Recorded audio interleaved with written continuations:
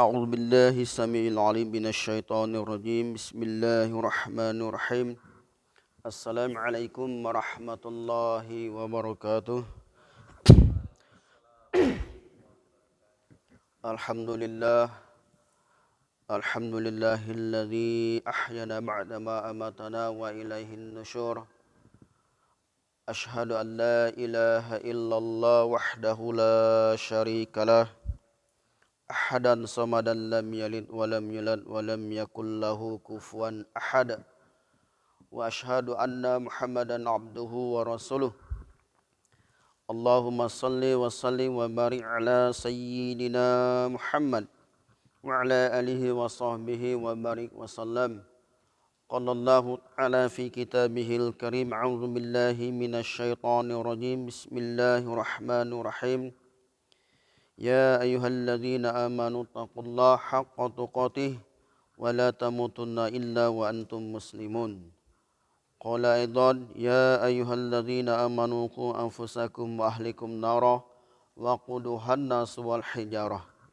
فقال رسول الله صلى الله عليه وسلم من أحيا سنتي فقد أحبني ومن أحبني كان معي في الجنة أما بعد. Alhamdulillah, jamaah subuh yang sama-sama dirahmati Allah Subhanahu wa taala. Kita banyak-banyak bersyukur kepada Allah Subhanahu wa taala karena dengan kasih sayang Allah Subhanahu wa taala, Allah Subhanahu wa taala masih memberikan kita berbagai macam nikmat. Salah satu Allah Subhanahu wa taala berikan nikmat kesempatan, nikmat iman, iman Islam kepada kita sehingga kita masih bisa melaksanakan suatu perintah yang diwajibkan Allah pada seluruh hamba yang beriman, yaitu salat subuh secara berjamaah. Salat adalah perintah Allah Subhanahu wa taala, sedangkan berjamaah adalah sunnah baginda Rasulullah sallallahu alaihi wasallam. Hadirin yang dimuliakan Allah Subhanahu wa taala, alim ulama kita sampaikan, seandainya ini ranting-ranting yang ada di muka bumi dijadikan pena, daun-daun yang ada di muka bumi dijadikan kertas, air laut, air danau dijadikan tinta, untuk menghitung nikmat Allah Subhanahu wa taala yang diberikan kepada manusia, pasti tidak akan cukup untuk menghitung nikmat Allah Subhanahu wa taala yang diberikan kepada manusia. Hadirin jamaah subuh yang sama-sama dimuliakan Allah Subhanahu wa taala. Alim ulama juga kita sampaikan sekian banyak nikmat yang Allah berikan kepada manusia. Yang nampak sekali nikmat ada 3 kata alim ulama. Yang pertama, Allah Subhanahu wa taala berikan nikmat harta kepada manusia. Nikmat harta ini kata alim ulama kita, Allah gratiskan nikmat harta kepada manusia. Baik orang Islam maupun bukan Islam, orang yang rajin sholat, tidak rajin sholat, orang yang taat dan tidak taat. Semua Allah Subhanahu wa taala berikan nikmat harta kepada manusia. Maka kata alim ulama, nikmat harta ini masih dikategorikan nikmat yang rendah. Yang kedua, Allah Subhanahu wa taala ada berikan nikmat yang lebih mahal lagi, lebih berharga lagi daripada nikmat harta. Apa itu hadirin yang muliakan Allah? Yaitu nikmat kesehatan. Nikmat kesehatan ini kata alim ulama lebih berharga, lebih mahal nilainya dari nikmat harta. Kenapa bisa demikian hadirin yang dimuliakan Allah Subhanahu wa taala? Mungkin ada saudara kita, teman, tetangga kita yang terkapar atau terbaring di rumah sakit, tidak bisa berbuat apa-apa, atau kena sakit jantung dan sebagainya, stroke. Maka kita tanya, dan dia punya uang mungkin 1 miliar lah. Bapak punya uang 1 miliar, tapi bapak terkapar di rumah sakit, tidak bisa menikmati apa-apa. Dan atau sebaliknya, bapak hilang uang 1 miliar, tapi Allah berikan nikmat kesehatan pada diri bapak. Maka pasti dia bapak tu bilang, lebih baik saya hilang seuang 1 miliar, yang penting badan saya bisa sehat. Bahkan hadirin yang dimuliakan Allah Subhanahu wa taala, seorang manusia ini untuk mendapatkan yang namanya nikmat kesehatan, dia akan rela korbankan seluruh hartanya. Dia akan jual tanah, rumah dan bahkan rela minjam lagi untuk mendapatkan yang namanya nikmat kesehatan. Hadirin yang dimuliakan Allah. Maka kata alim ulama, nikmat kesehatan ini lebih berharga, lebih mahal dari nikmat harta. Maka kata alim ulama, nikmat kesehatan pun masih dikategorikan yang rendah. Yang ketiga, ada lagi nikmat yang lebih mahal, lebih berharga nilainya daripada nikmat harta dan nikmat kesehatan. Apa itu hadirin yang muliakan Allah Subhanahu wa taala? Yaitu nikmat iman. Ada orang tidak punya apa-apa, badannya sakit-sakitan, tapi Allah Subhanahu wa taala berikan manis iman dalam kehidupannya, sehingga dia mudah untuk melaksanakan semua perintah Allah Subhanahu wa taala. Ada juga orang banyak hartanya, pangkatnya tinggi, kedudukannya tinggi, badannya sehat, tapi Allah Subhanahu wa taala tidak berikan manisnya iman dalam kehidupannya, sehingga pangkat, harta, kedudukannya, kesehatannya menjauhkan dia dari perintah Allah Subhanahu wa taala. Hadirin yang dimuliakan Allah Subhanahu wa taala, ada juga dia pangkatnya tinggi, punya harta banyak, badannya sehat, tapi Allah berikan manis iman dalam kehidupannya sehingga dia untuk mudah melakukan perintah Allah Subhanahu wa taala. Maka kebahagiaan seorang yang diukur ini, seorang akan selamat nanti di depan Allah bukan diukur berapa ukuran dunianya. Tapi keselamatan nanti seorang hamba di depan Allah Subhanahu wa taala diukur dengan mana iman yang betul, amal yang betul. Iman sempurna yakin kepada Allah dan amal sebagaimana yang dicontohkan oleh baginda Rasulullah sallallahu alaihi wasallam. Maka perkara inilah Rasulullah SAW mengajarkan kepada para sahabatnya di Mekah 13 tahun. Bagaimana sahabat ini diajarkan oleh Nabi mentauhidkan Allah dalam kehidupan mereka.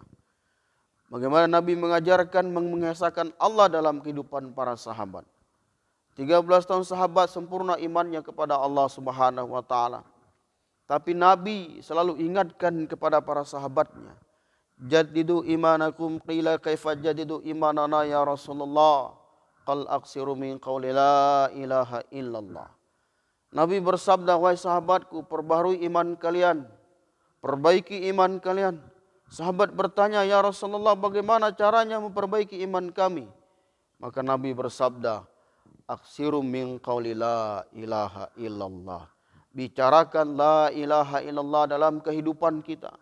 Allah yang mematikan kita, Allah yang menghidupkan kita, Allah yang menyehatkan kita, Allah yang berikan harta kita, Allah yang menyelesaikan masalah kita, Allah yang berikan pangkat kita, Allah yang berikan kedudukan kita, Allah yang berikan rezeki kepada kita. Semua aspek kehidupan kita semuanya datang dari Allah Subhanahu wa taala. Sebagai manusia yang lemah, tidak punya apa-apa dan tidak tahu apa-apa dan bukan siapa-siapa. Semua aspek kehidupan kita semuanya datang dari Allah Subhanahu wa taala. Hadirin jamaah subuh yang sama-sama dimuliakan Allah Subhanahu wa taala. Ketika Rasulullah SAW mengajarkan para sahabatnya sempurna imannya di Mekah 13 tahun, ketika hijrah ke Madinah baru ada perintah salat. Ketika perintah salat Rasulullah SAW itu bukan disampaikan kepada malaikat Jibril. Kalau ayat tentang zakat disampaikan kepada malaikat Jibril, lalu sampaikan kepada Rasulullah. Ayat tentang zakat, tentang puasa diwahyukan kepada malaikat Jibril lalu sampaikan kepada Rasulullah. Ayat tentang haji diwahyukan kepada malaikat Jibril lalu sampaikan kepada Rasulullah. Tapi ayat perkara salat tidak demikian, hadirin yang muliakan Allah. Diundanglah Nabi sallallahu alaihi wasallam untuk nerima ini perkara salat. Maka ini sangat penting dalam kehidupan kita, hadirin yang muliakan Allah Subhanahu wa taala. Maka saking pentingnya Nabi sallallahu alaihi wasallam bersabda, awaluma yuhasabu qiyamati shalah. Pertama kali akan ditanya seorang hamba nanti di akhirat adalah perkara solatnya. Kalau solatnya baik, amal lain akan jadi baik. Kalau solat lainnya rusak, maka amal lain pun akan jadi rusak. Maka sahabat ini begitu tingginya, begitu penting perhatian terhadap solat dalam kehidupan mereka. Sehingga mereka menghadirkan Allah dalam kehidupan mereka melalui dengan solat, hadirin yang muliakan Allah. Ketika mereka sudah iman sempurna, yakin kepada Allah dan solat mereka betul-betul mendatangkan pertolongan Allah dalam kehidupan mereka, mereka sedikit-sedikit punya masalah, Allah punya masalah, Allah punya masalah, Allah punya masalah, Allah. Jadi semua aspek kehidupan para sahabat ketika punya masalah hanya mengadukan kepada Allah Subhanahu wa taala. Ada suatu kisah Pak, sahabat menantunya Nabi sallallahu alaihi wasallam, Sayyidina Ali radhiyallahu anhu. Ketika dia pulang perang, maka dia tanya istrinya, "Wahai istriku, ada makanan?" "Tidak ada, wahai suamiku." Maka dia pulang ke masjid Pak, pergi ke masjid, berwudu, sholat sunnah dan berdoa kepada Allah. Sampai pulang lagi, tanya lagi istrinya, "Wahai istriku, ada makanan?" "Tidak ada," kata Fatimah. Pulang lagi ke masjid, perbaiki amal lagi. Dia ingin menguji apakah betul sholatnya mendatangkan pertolongan Allah Subhanahu wa taala dalam kehidupannya. Maka dia tanya lagi istrinya sampai ketiga kali, "Belum ada, wahai suamiku." Dia pulang lagi ke masjid Pak. Kalau kita ketika pulang ke rumah dari perjalanan tanya, "Wahai istri, ada masakan, ada masakan?" Tidak ada. Kira-kira lari kemana Pak? Apa lari ke rumah orang tua, tetangga dan teman, atau ke warung? Tapi sahabat tidak. Dia ingin menguji keimanannya, menguji kualitas solatnya, bagaimana solat saya bisa mendatangkan pertolongan Allah dalam kehidupannya. Apa yang terjadi Pak? Ketika Ali berdoa kepada Allah Subhanahu wa taala, menangis pulang ke rumah, itu penggiling gandumnya di belakang rumahnya itu berputar sendiri tanpa ada biji gandum, tapi mengeluarkan tepung gandum. Dalam penggiling gandum mengeluarkan gandum. Maka dia penasaran dengan penggiling gandumnya, maka dia lihat itu penutup tempat biji gandum, tidak ada biji gandum tapi mengeluarkan tepung gandum. Maka seketika dibuka, terhentilah itu penggiling gandum. Keesokan harinya dipertanya kepada Nabi sallallahu alaihi wasallam. Maka Nabi sallallahu bersabda, "Wahai Ali, seandainya kau tidak buka tutup penggiling gandum itu, maka dia akan mengeluarkan tampung gandum sampai datangnya hari kiamat." Masya Allah. Inilah kualitas salat dalam diri sahabat dalam kehidupannya. Kita juga bisa sebenarnya, hadirin kepada Allah. Bisa kita sebenarnya. Cuma kita yakin kita belum sempurna kepada Allah dan salat kita masih belum jadikan kebutuhan dalam kehidupan kita. Sahabat ini Pak, salat betul-betul dia pentingkan dalam kehidupannya, jadikan kebutuhan dalam kehidupannya, sehingga salat mendatangkan pertolongan Allah dalam kehidupan mereka. Banyak sahabat-sahabat lain, sebagaimana sahabat Mu'az bin Jabal. Kenapa dia Mu'az bin Jabal? Karena dia suatu kisah, dia ingin mendakwahkan ini agama, ada suatu gunung yang besar depannya Pak. Maka dia solat 2 rakaat, berdoa kepada Allah Subhanahu wa taala, dengan izin Allah taala ini gunung bisa terbelah 2. Masya Allah. Sehingga digelar Nabi SAW dia Mu'az bin Jabal. Kenapa bisa gunung terbelah 2? Karena kualitas solatnya sehingga mendatangkan pertolongan Allah Subhanahu wa taala. Nah, kita hendak mengikuti jejak mereka. Bagaimana kita ketika punya masalah dalam kehidupan kita, punya masalah sekecil apapun, sebesar apapun, kita coba dengan kualitas salat kita, apakah salat kita mendatangkan pertolongan Allah, apakah belum mendatangkan pertolongan Allah. Kalau belum mendatangkan pertolongan Allah, berarti ada yang salah dalam salat kita. Kalau salat kita sudah mendatangkan pertolongan Allah, Allah selesaikan masalah kita, maka insya Allah itu tanda-tanda salat kita sudah Allah terima dan kualitas salat kita sudah terima oleh Allah Subhanahu wa taala. Nah, inilah kita tuntut dalam kehidupan kita, tuan-tuan yang muliakan Allah. Maka inilah dengan salat, bagaimana ini salat adalah untuk sebenarnya salat tanda syukur kita terhadap Allah. Selain pahala, kalau pahala apa tidak bisa kita simpan. Kalau seandainya sebagaimana sampaikan temanku Ustaz Umair, salat sunnah saja Allah berikan pahala yang sangat luar biasa. Kalau segi pahala Pak, Nabi SAW bersabda, "Ra'atul fajri khairum minad dunya wa ma fiha," kata Nabi SAW bersabda. 2 rakaat salat saja itu lebih mendapatkan dunia dan seisinya Pak. Seandainya Allah nampakkan ini pahalanya, Allah mau simpan di mana dunia dan seisinya untuk kita sendiri. Tidak bisa kita tampung Pak. Kalau segi pahala, 1 kali salat saja pahalanya lebih baik dunia dan seisinya. Jadi kalau 70 tahun salat berapa pahalanya? Tidak bisa dihitung. Tapi tujuan kita sebagai hamba Allah Ta'ala bukan itu kita tuntut. Ini pahala hanya untuk memancing rahmat Allah. Kita sujud kepada Allah, melakukan kebaikan-kebaikan, taat kepada Allah. Hanya satu kita tuntut, rahmat Allah datang dalam kehidupan kita. Ketika Allah Subhanahu wa taala datang, ketika rahmat Allah datang dalam kehidupan kita, dia akan mudah menangis, ingat dengan dosa-dosanya. Dia akan kurang dalam melakukan kebaikan-kebaikan. Dia akan kurang dalam melakukan amal-amal soleh. Dan tidak merasa sombong dalam kehidupannya. Dan merasa rendah hati di depan Allah Ta'ala. Dan merasa selalu ada dosa dalam kehidupannya. Sehingga dia selalu melakukan kebaikan-kebaikan dalam kehidupannya. Taat kepada Allah Subhanahu wa Ta'ala. Ketika rahmat Allah sudahnya datang dalam kehidupan kita, dia akan cinta terhadap amal. Ketika cinta terhadap amal, maka amal jadikan batuan pokok dalam kehidupannya. Salah satu dia cinta terhadap amal, buktinya Pak, ketika Allah memanggil akan bergetar hatinya. Ketika Allahu Akbar, bergetar hatinya, sesibuk apapun dia akan tinggalkan perkara dunia. Karena dia ada yang lebih penting lagi, yang mendatangkan rahmat dalam kehidupannya. Ketika Allah Subhanahu wa taala sudah datangkan rahmat dalam kehidupannya, disitulah akan datang pertolongan Allah.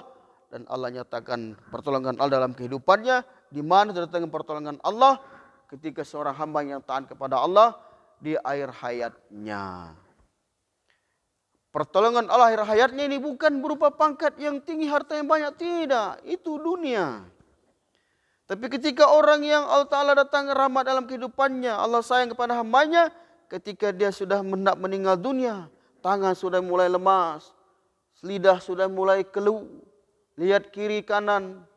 Tapi ketika dia dalam kehidupannya selalu melakukan kebaikan-kebaikan dari mulai akid balik sampai dia hendak meninggal dunia, dan dia selalu bertobat kepada Allah, melakukan amal-amal soleh, maka disitulah datang pertolongan Allah dalam kehidupannya. Di mana pertolongan Allah? Ketika dia hendak tarik nafas, Allah Subhanahu wa taala akan bantu dia untuk mengucapkan la ilaha illallah. Ketika seorang hamba mampu mengucapkan kalimah la ilaha illallah, Allah akan menyatakan keridhaannya dan akan dimasukkan ke dalam surga. Sebagaimana hadis Nabi SAW, beliau bersabda, man akhiru kalamihi la ilaha illallah jannah. Barang siapa akhirnya mampu mengucapkan kalimah la ilaha illallah, maka dijamin surga. Inilah kita tuntut hadirin Allah Ta'ala.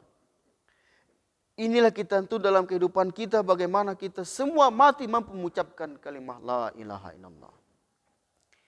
Nah, maka dengan perkara inilah Pak, kami buat silaturahmi, buat mengunjungi masjid ke masjid selama gerak 40 hari dengan guru besar kita. Bagaimana untuk memperbaiki iman kami di masjid Bapak, supaya kami cinta terhadap amal, sehingga untuk mendatangkan pertolongan Allah ketika hendak meninggal dunia. Setelah kami perbaiki iman kami, perbaiki amal kami, maka kami ada tanggung jawab sebagaimana firman Allah Subhanahu wa taala, wa zakir fa inna dzikra tanfa'ul mu'minin, kata Allah. Dan berilah peringatan, kata Allah. Sesungguhnya peringatan itu bermanfaat bagi orang-orang yang beriman. Maka itu dengan cara bagaimana hadis Nabi SAW, barang siapa kata Nabi melakukan satu amal kebaikan, maka Allah berikan pahala yang sama tanpa mengurangi pahala orang tersebut. Jadi ada suatu 2 tahun yang lalu Pak, ada jemaah Jeddah. Saya bawa keliling itu 3 hari sekitaran Todok Puli. Saya bonceng kemana-mana untuk silaturahmi jemaah Jeddah. Jadi dia bayan ceramah subuh di masjidku di dekat mall. Dia bilang begini hadirin. Dia bilang, saya ini dari Jeddah, dekat dari Ka'bah, dekat dari Mekah. Kalau pergi umroh itu, dia bilang ya setiap libur pergi umroh. Kalau haji itu tiap tahun Pak. Dia bilang kalau kami pergi haji itu pahalanya 1 kali sholat di Masjidil Haram itu 100.000. Tapi kalau kami pulang itu mentok pahalanya. Tidak bertambah lagi kalau pulang. Beliau sampaikan begitu. Nah, kenapa kami rela? Bukan kami tidak cinta dengan Mekah, tidak cinta dengan Jeddah, tidak. Kami tinggalkan Mekah, Jeddah, pergi ke Makassar, dakwah di sini silaturahmi, pahalanya lebih daripada 100.000. Maksudnya gimana? Kata beliau, ada satu orang di Makassar ini yang jauh dari perintah Allah Subhanahu wa taala, tidak pernah sholat sama sekali, bermaksiat kepada Allah Subhanahu wa taala, dan saya ajak dia dengan kasih sayang, dengan kelembutan, bujuk dia untuk taat kepada Allah, dan dia menjalankan perintah Allah. Dia ajak anaknya sholat, ajak istrinya sholat, ajak mertuanya sholat, ajak bapaknya sholat, ajak ibunya sholat. Maka pahala itu yang saya ajak tadi, kata ulama tadi, akan menerus sampai datang kala akan mengalir terus pahalanya. Dia pergi haji, saya dapat juga pahalanya. Dia pergi umroh, dapat juga pahalanya. Anaknya hafiz Quran, terus menerus akan dapat pahala. Dia bilang bukan lagi 700.000, sampai hari kiamat pahala saya akan dapat dari orang tersebut, kata beliau. Makanya tujuan kita, Pak, kata Nabi SAW, kan sudah Nabi sabdakan, barang siapa mengajak satu amalan kebaikan, maka Allah Ta'ala akan beri pahala yang sama tanpa mengurangi pahala tersebut. Makanya tujuan kita, Pak, sebagai umat Nabi SAW, kita ada kewajiban untuk saling ingat mengingatkan. Sebagaimana firman Allah tadi, wazakir fanazikru tanfal mu'minin. Ini tugas dakwah, bukan tanggung jawab orang tablik, tapi tugas semua umat Islam untuk saling ingat mengingatkan, untuk ajak mengajak dalam ketaatan kepada Allah Subhanahu wa taala. Seorang bapak punya tanggung jawab untuk mengajar istrinya, anaknya untuk taat kepada Allah. Seorang ibu, dia punya tanggung jawab terhadap anaknya, bagaimana anaknya taat kepada Allah Subhanahu wa taala. Sebagai seorang pemimpin akan bertanggung jawab untuk mengajak bawahannya untuk taat kepada Allah Subhanahu wa taala. Hadir yang dimuliakan Allah Subhanahu wa taala, maka dari itulah kami, Pak, belajar di Masjid Bapak buat silaturahmi. Tak lain bagaimana kita kerjasama, bagaimana bagi fikir yang sama, sehingga ini satu kompleks semua laki-lakinya pergi ke masjid untuk sholat berjamaah. InsyaAllah benarnya datang dari Allah Subhanahu wa taala, kekurangan dari saya pribadi karena saya baru-baru belajar.